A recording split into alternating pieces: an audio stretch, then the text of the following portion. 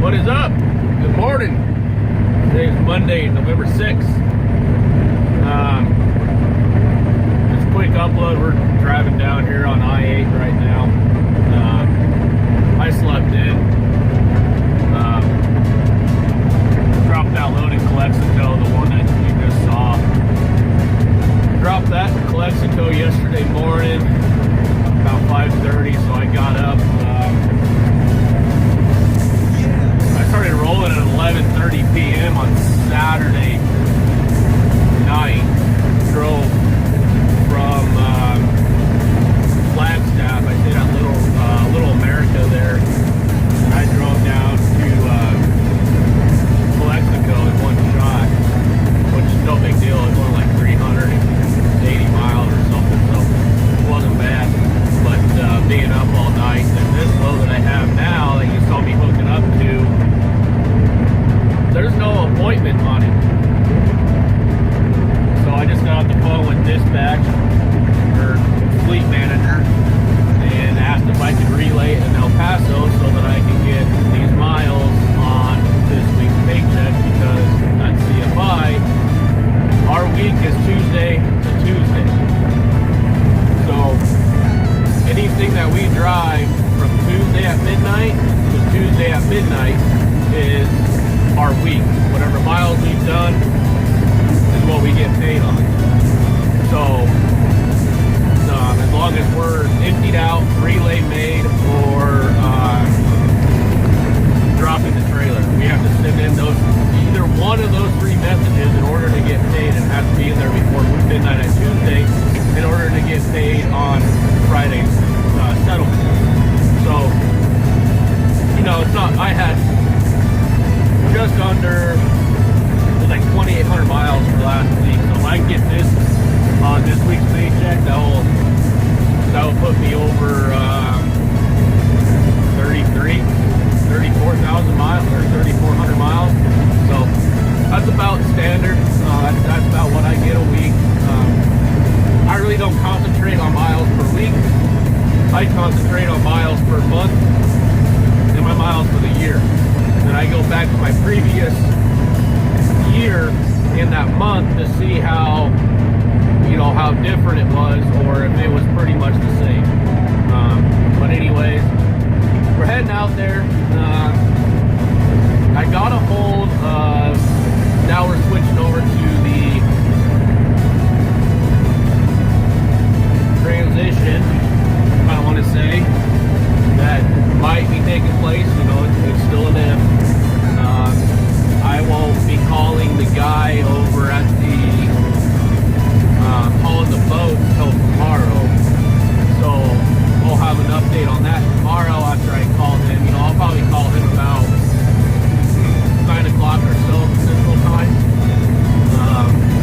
So give him time to get logged into the computer and all that fun stuff. But anyways, I contacted Brunner Box, or Brunner Fabrication. They build these very nice custom headache racks for the truck. Contacted him, I told him what I wanted, and he goes, okay. He sent over the diagram that they have for this headache rack box. That it's got the three main doors, of course, and it's got an overhead box as well. It's 80 inches tall, 80 inches width-wise, and it's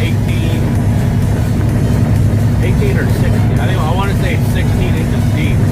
So it's a decent-sized box. It's going to come in handy. It's going to come in real handy. Problem is, the way I want it, it added about $2,000 to the overall price of the box, the headache rack.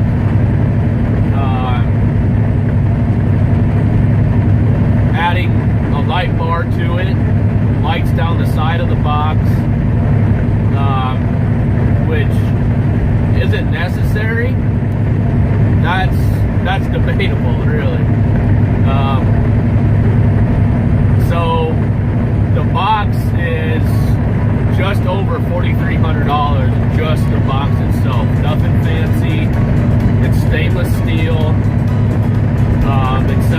$150 for install, which is,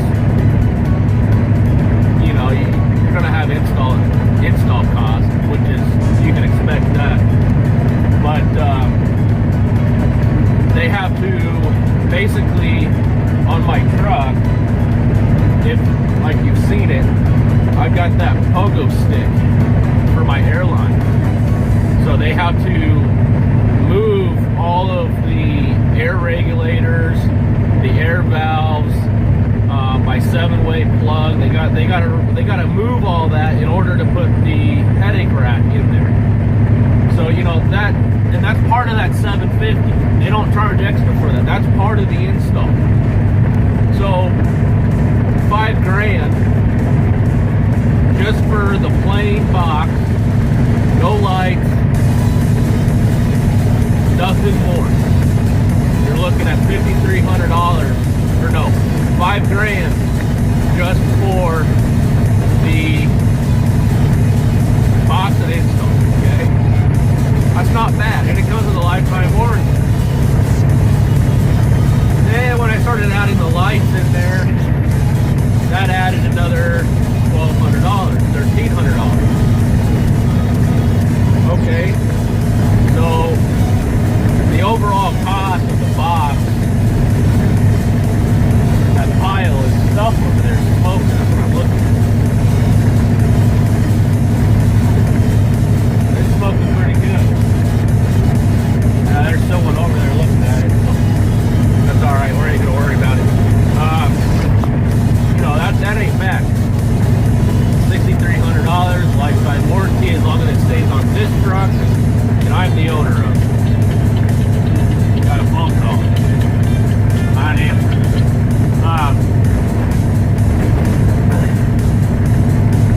So yeah, it's like 63 something and some change. So basically $6,400. Install the box, the lights.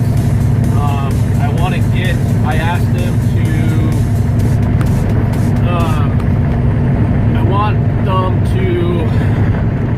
plumb in air. I want a quick connect air attachment so that I can inflate tires, use my air tools, stuff like that. He says, you know, yeah, we can do that, no problem. But obviously it's gonna cost more. Understandable. I don't work for free. I don't expect anybody else to work for free.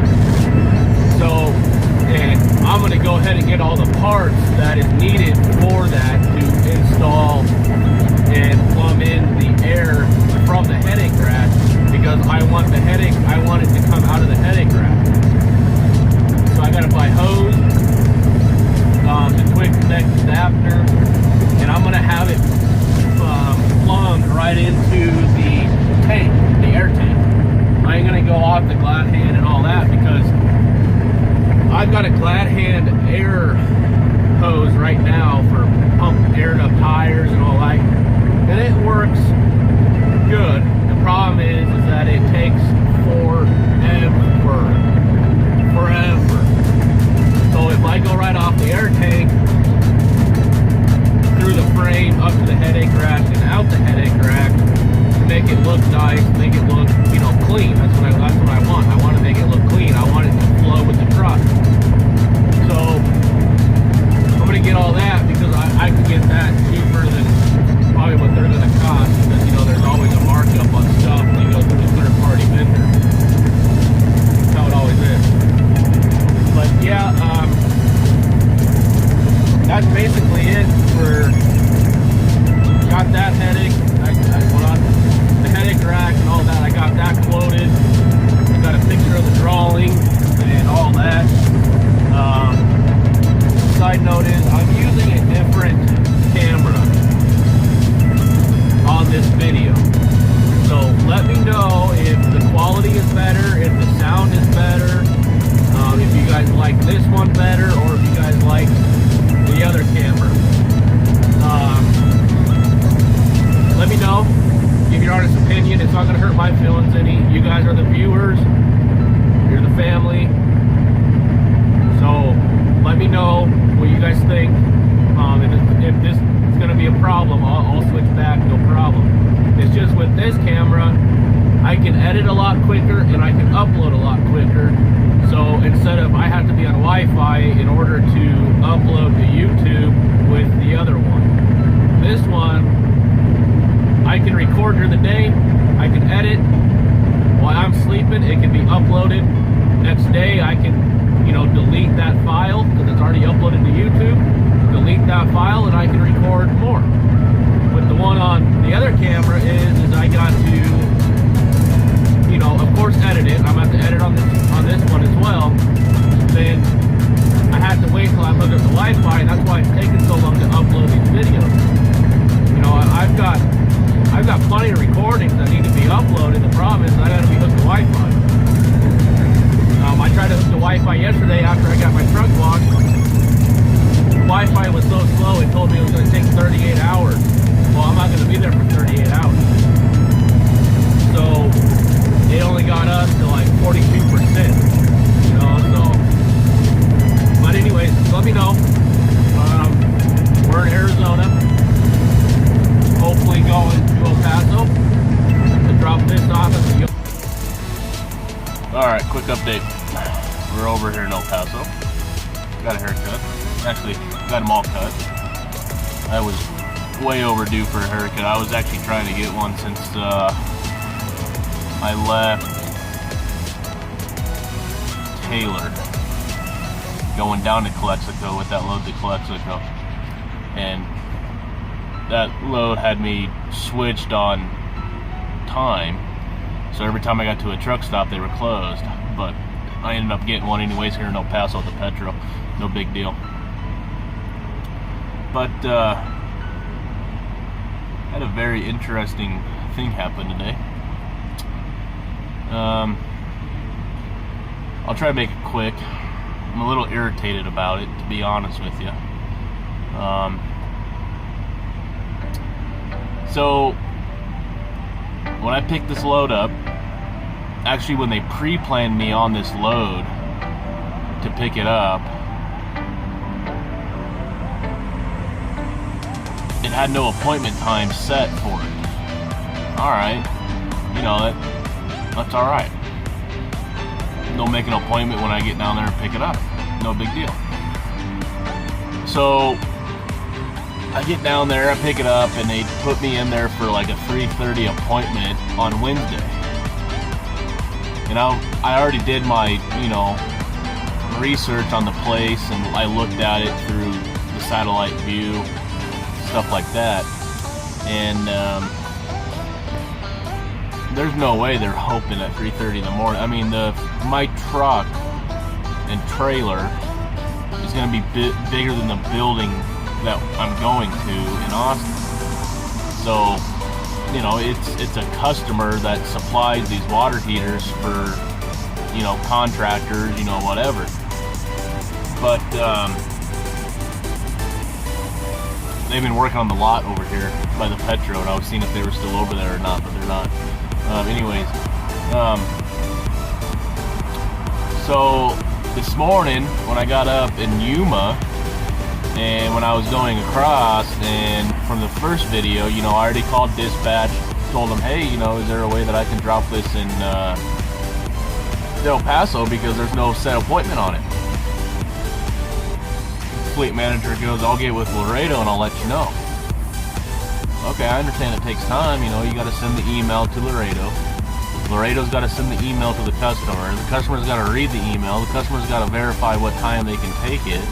Send the email back to Laredo. Laredo's got to send the email to my fleet manager. The fleet manager has to send it to me. 3-4 hours go by, maybe 3 hours go by, and I'm like, you know, I'm getting closer to El Paso. I need to figure this out. And I just made the decision that, you know, I'm just going to stay in El Paso no matter what, because, you know, 570 miles for the day in 8 hours, you know, I run my clock between 8 hours and 45 minutes a day. So I have at least 8 hours that I can drive each day. I make good money doing that way. You know, keep my logbook straight. I can run every single day. You know, if you're having trouble getting miles, you might want to try that. You know, I'm not telling you how to run your logbook by no means. You can run however you want. We all do. But anyways, so I get to, I think I was on the east side of Tucson. Still didn't hear from her. You know, I called her up and I said, you know, hey, I was just wondering if you got an email back from Laredo yet. No, we'll let you know. Okay. Well, to speed the process up, so it's not going through 4 different people here, I called down to Laredo. Said, hey, this is truck number blah, blah, blah, blah, blah. I understand this load has no appointment on it. Seeing if I can drop it in El Paso. Oh, let me transfer you. Okay, get transferred, no problem. Elevator music comes on, you know, it's putting you to sleep. I wish they would change the music because, you know, whatever. The guy picks up the phone, said hello. I said, yeah, this is truck, click. Looked over at my phone.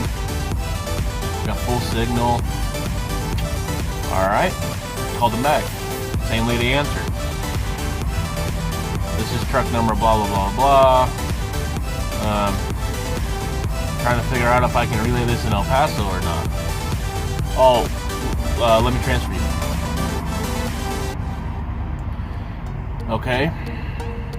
Transfers me. Some lady answers the phone. I forgot her name. Told her, you know, this is truck number blah blah blah blah. I understand this load has no appointment on it, and I would like to drop this in El Paso if it's possible. Oh no, that's a hot load. That's a hot load. You can't drop that in El Paso. Well, let me show you the problem that I'm having with this whole hot load scenario, okay? Tell me, description below, what is your description of a hot load? Okay? I'll tell you my definition of a hot load. My definition of a hot load is it's got to get there now.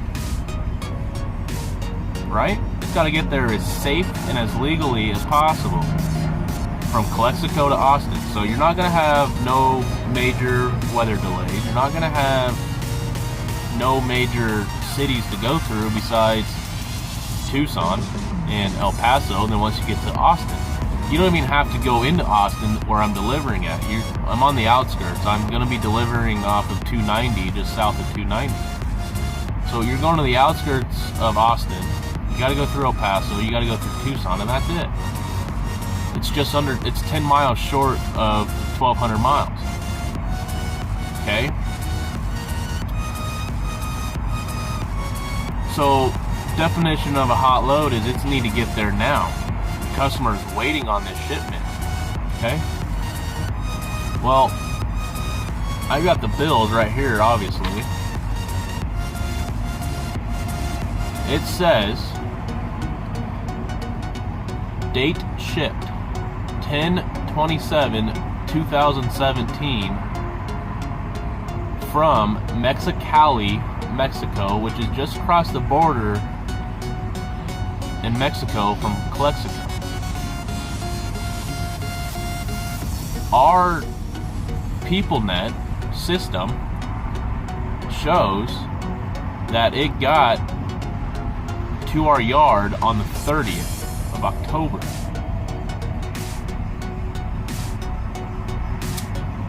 I didn't pick this up until the 5th of November. So it sat in the yard for 6 days in Calexico. But it's a hot load.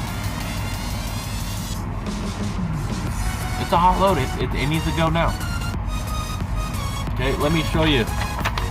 Hopefully I can show you guys. Let's focus this thing.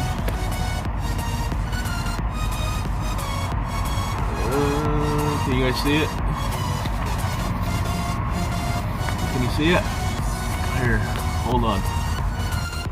See that? 10/27/2017, and it was supposed to ship on the 26th. Okay? Alright, here's the message for the load. I picked it up at the CFI yard in Calexico. It was there. 10:30 at 9:05 is when they got confirmation of the load being there. Here's the message saying that there's no appointment set on it, okay? So now I come over here and dispatch. They wanted me there on the 8th at 3:30 a.m. Picked it up on the 5th at 9:11. Okay? So come over here. Let's see, what time was that one set? Yeah, this is the, okay, set appointment 11/8 at 8 a.m. Central Standard Time. Okay. All right, we made it to Austin. Pretty good place. I mean, it's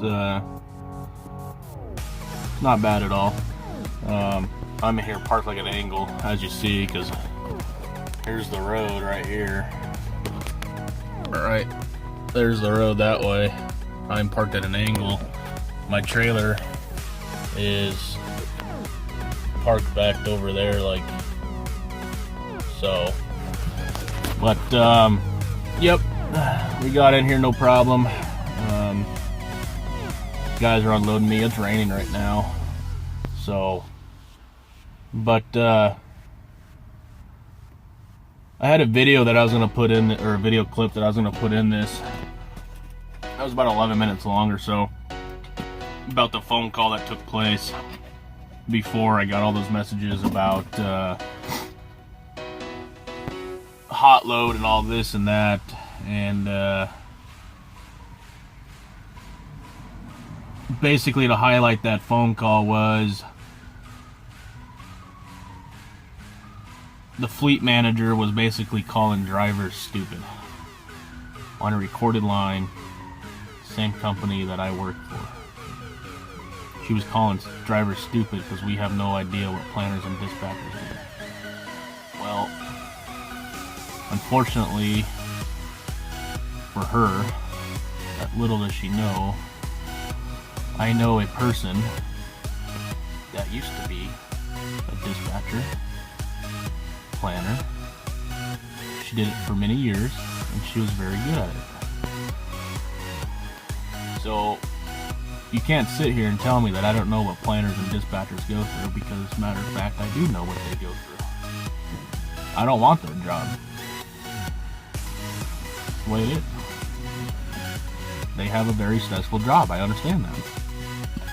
But when you call drivers stupid like that, saying that we don't know anything, you better get a reality check. But away from that, we're here in Austin, we're getting unloaded. It's raining, it's cold, really cold. I got a jacket on. But backed in here one shot. I wish I could get out and show you guys, but you guys can look it up on Google Maps. 201 Industrial Boulevard, Austin, Texas.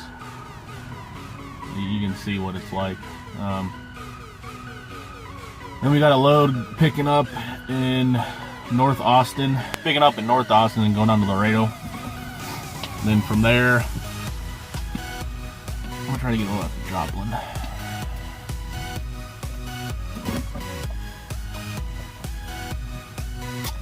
Yep.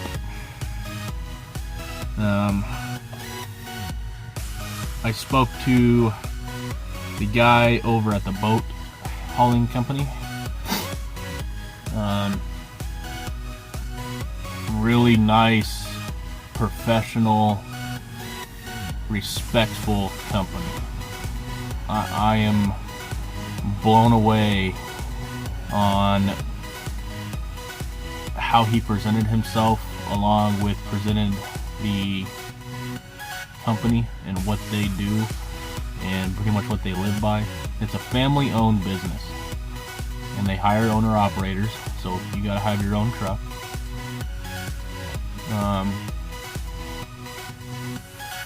We talked for about an hour and a half or so, maybe an hour. I mean, we talked on the phone for a while. I'll just say that. Went over pay. It's on a percentage basis. He was just a little bit concerned because this might shock it shocked me. Their longest truck that they have leased onto them is 276 inches wheelbase, and there's some areas that he has issues with. So I told him, I'm like, my truck's 296 inch wheelbase. It's an Icon 900 W900L basically. He goes, I'll be right up front with you. I says, I don't want to push you away. He goes, I just want you to know that you're going to get into some of these marinas and some of these dealerships that are not built for the truck traffic that goes in there. He goes, so you're going to have some challenges. I says, that's perfectly fine. I says, I have challenges as it is now. My truck is so long, my truck was sticking out in the road, so I had to sit here and jog it over so I wasn't blocking the road and trying to not block their business here so that these guys can unload efficiently. You gotta help each other out. So, I told him, that's fine. I'll probably get into situations that will make me mad, but as a driver, that is my job to, one, not put myself in that situation, and two, if the situation arises, what am I going to do to get out of it without tearing my truck up, tearing their trailer up, more importantly, not tearing up the product. These boats are very expensive, as some of you might know. Very expensive. So we got over that. He basically said that he doesn't hire anybody over the phone. He wants to meet you eye to eye. He wants to see how you are, how you handle yourself, your body language. If you're professional, that's fine. I respect that. That's how it should be. We talked about the fuel tax. I'll have to pay fuel tax, which I'm nervous about because, I've never had to pay my own fuel tax because CFI pays that for me. So I don't see how much that is. I don't see, what that's all about.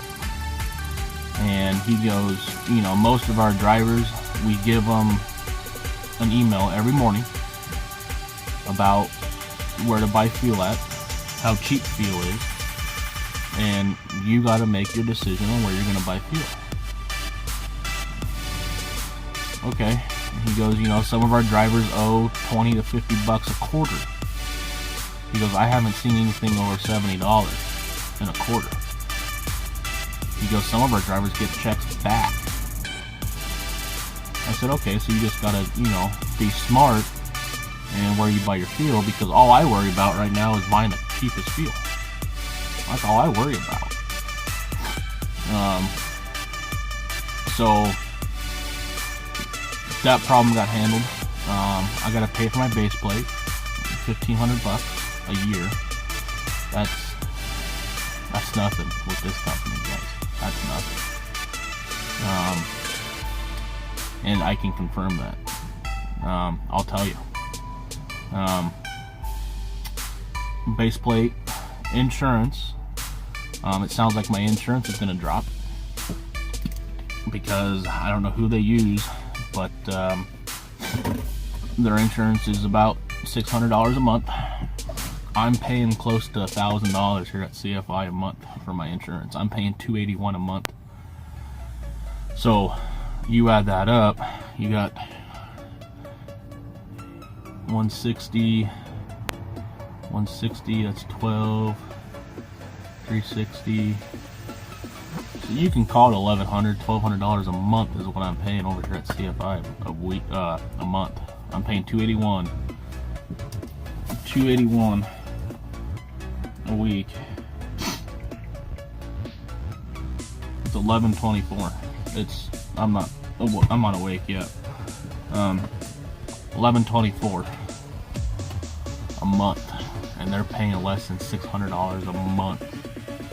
So, you know, every truck is different. Obviously, I'm probably going to be paying a little bit more because the value of my truck. The value on this truck is $139,860 is what my current policy is at. So that's all right. Then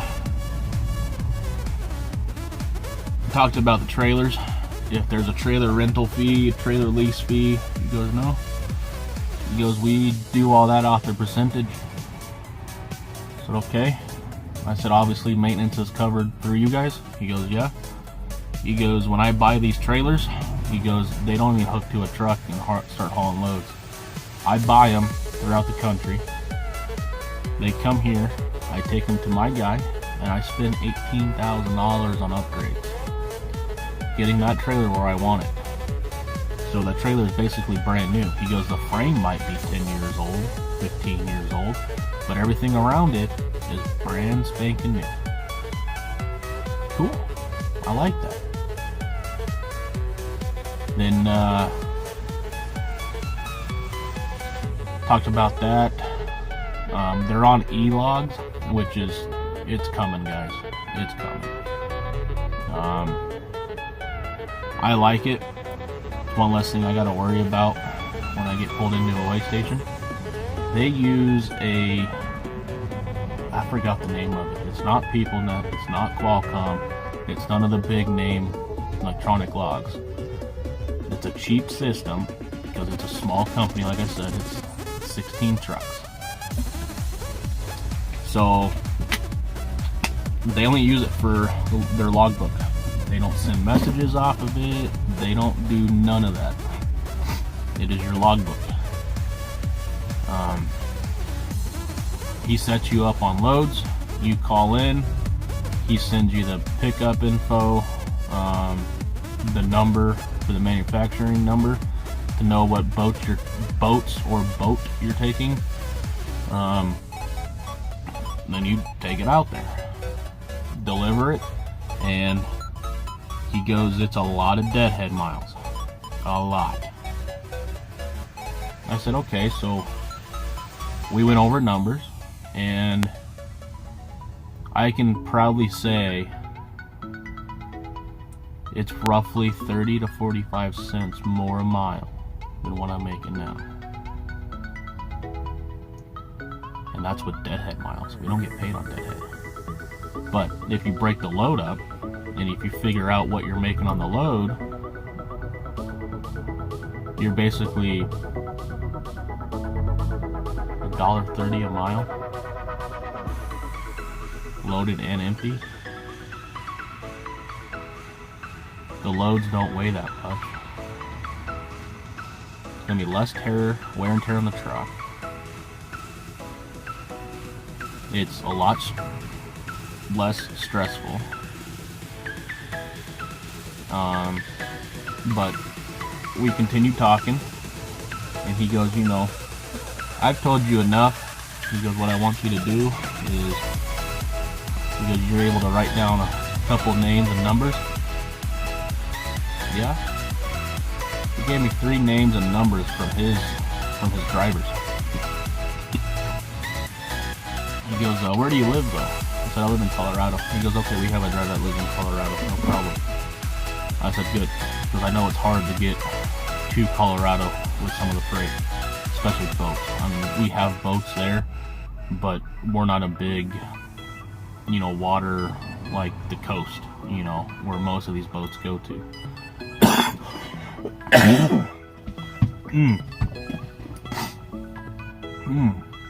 Excuse me.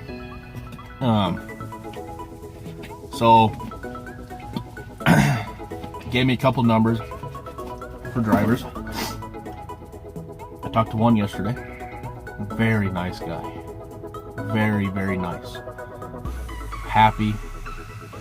You can just tell in his voice where he was with a former carrier for 5 years. And he, just like me, he wanted to do something different. He had some issues with the carrier about loads, so he started looking around. He looked at 4 other companies, including this one. And he's driving to the company that I'm looking at. I'll tell you the company once everything gets said and done, of course. But he goes, I'll tell you this, he goes, I thought I was making a lot of money where I was at. He goes, I came over here. He goes, I'm happy to say I'm making a lot more money. I'm home more often. And I'm not working the trucker part. And it's a laid back company. Okay. We got to talking, and you know, next thing we know, we were talking about everyday life. We weren't even talking about the company. You know, we were just sharing stories, and just like we were face to face sitting at the restaurant, you know, just BSing back and forth. He went over a couple of his settlements, and the thing that kind of threw a red flag at me was that I flat out asked him, I says, you know, you don't have to answer this, you can say yes or no. I says, I don't want to get too personal with you, but you know, I do want to find out information. He goes, no, don't worry about it. He goes, you can ask me anything. He goes, this person that gave me the numbers for the drivers, he goes, he did the same thing to me. He goes, call my drivers, talk to them, get any information you want from them. He goes, so go ahead and ask a question. I said, okay.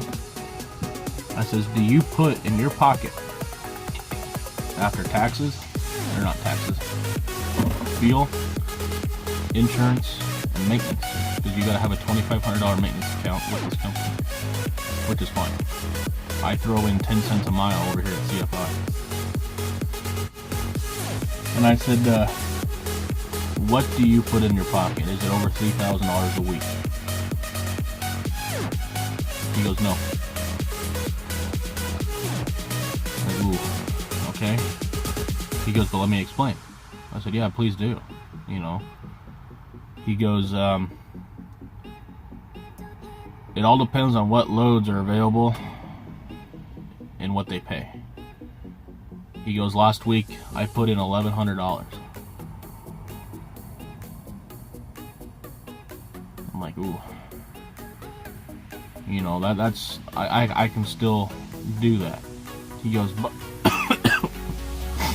he goes, but the load was only like 880 miles. So you gotta take out fuel, your maintenance escrow, insurance, and he still put in like $1,100 in his account. He goes, the week before that, I put in $3,800.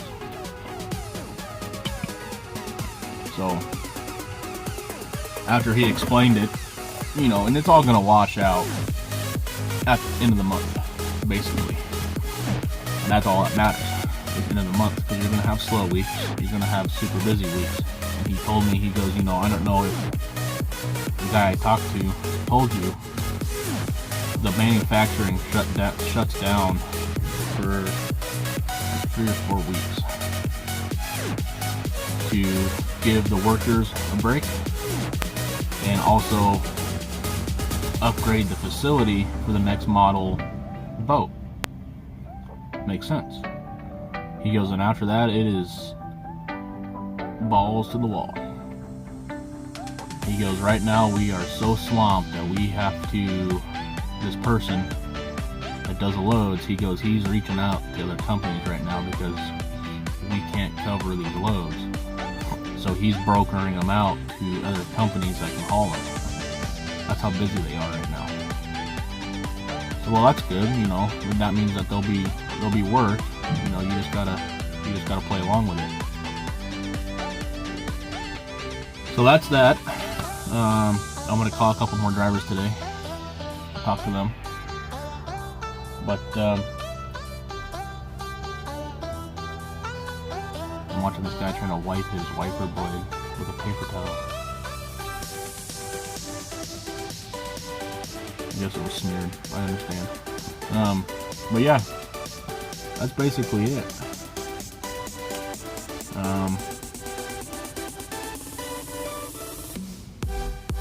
So I think I'm gonna try to get a load going through Joplin out of Laredo, and I would like to meet this guy face to face, and see what it's all about.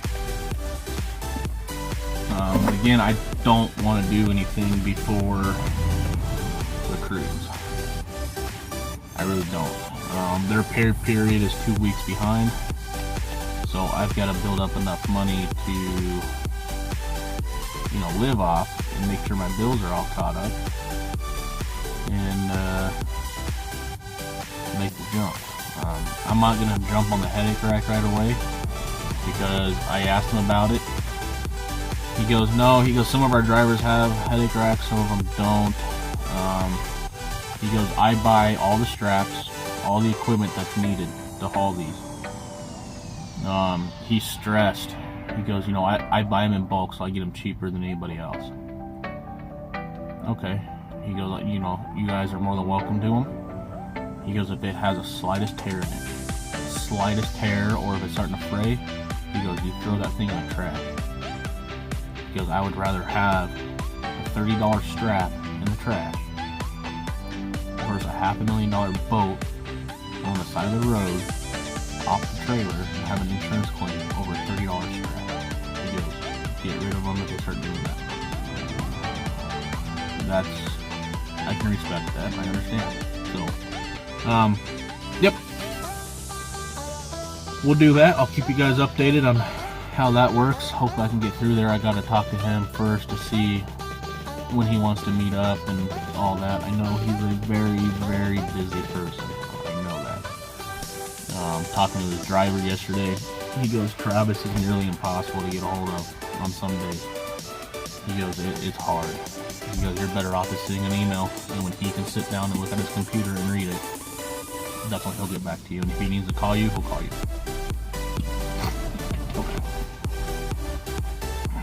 But yep, this one's already going on 21 minutes, so I think they're trying to unload me.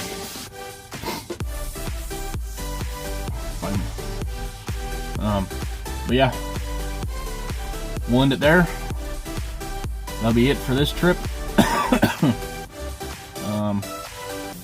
Picking up in North Austin, Laredo, and then goal is to get up the trail. Sounds like changes might be coming. We'll see. We will all see. When I know, you'll know. Be safe. Have a good week. And we'll see you on the next one.